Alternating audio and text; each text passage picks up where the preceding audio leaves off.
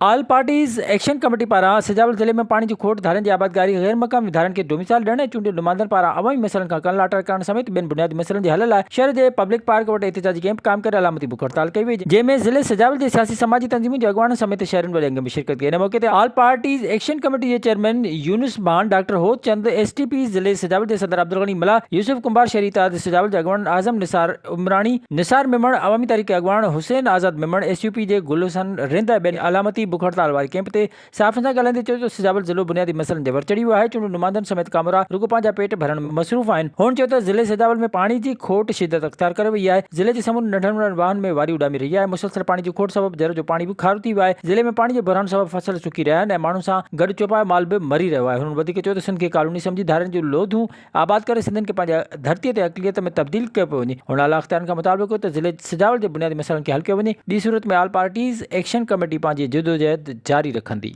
Visit कयो अवामी आवाज़ मीडिया ग्रुप जी वेबसाइट awamiawaz.pk।